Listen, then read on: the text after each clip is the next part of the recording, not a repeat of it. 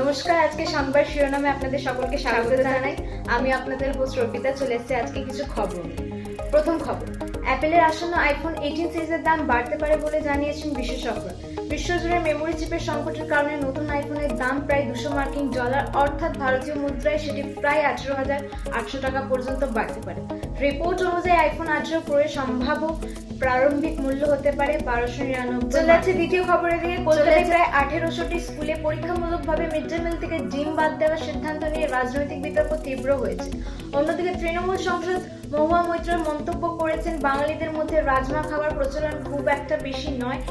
এবং অন্যদিকে ইসকনের পক্ষ থেকে জানানো হয়েছে যে নিরামিষ খাবারে যদি পনির, সয়াবিন ও রাজমা বিভিন্ন ডাল রাখা হয় তাহলে পর্যাপ্ত প্রোটিন নিশ্চিত করা হয়। পরবর্তী খবরে রাজস্থানে বহুল আলোচিত কেতন আগরওয়াল হত্যা মামলায় তদন্তে নতুন তথ্য উঠে এসেছে বলে জানা যাচ্ছে।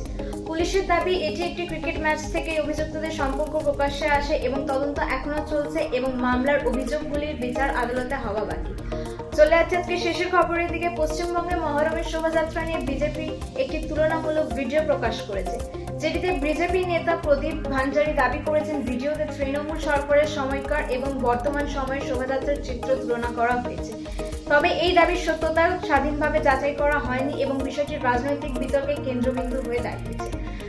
ধন্যবাদ, ভালো থাকবেন, সুস্থ থাকবেন। Stay tuned with Sunday.